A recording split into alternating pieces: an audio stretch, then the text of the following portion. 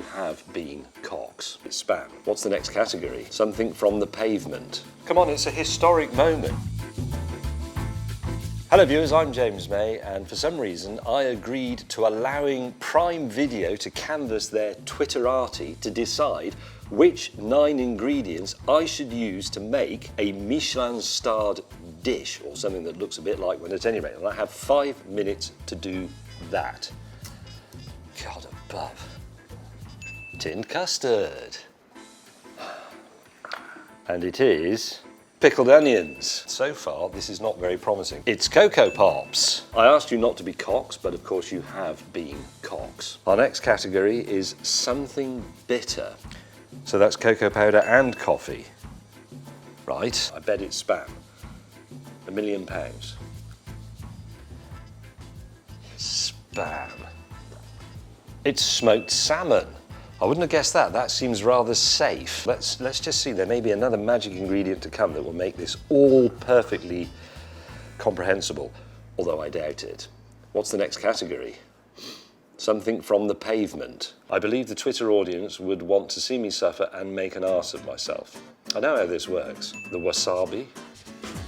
It's blue cheese. I love blue cheese. Chili flakes. Chili flakes. Should we just go for it and enjoy the artistry of the moment? Wash my hands. Beginning with a piece of smoked salmon, that piece there.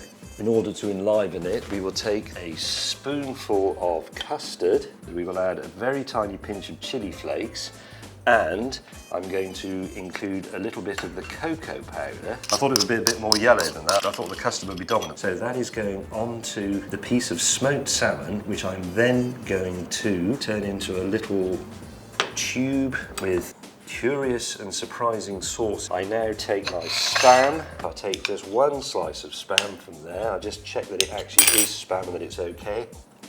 Yes, it is. Let's cut off that piece of spam and then artistically see how the pieces of spam very elegantly diminish in size. And obviously you can't have a whole pickled onion on a Michelin-starred dish because that would be quite vulgar. So I'm just going to have a couple of tiny slices, which are then going to go there. The blue cheese is complementary but to one side. Artfully prepared.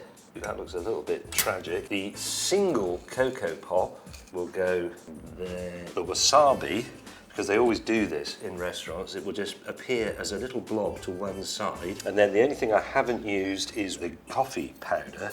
Just a little bit of it around there like that. I'm going to take my custard. There. The custard looks a mess, but actually I've drawn an ancient runic symbol that means good health and good appetite.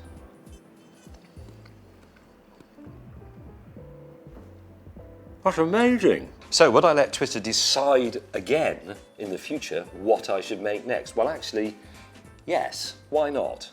Try me.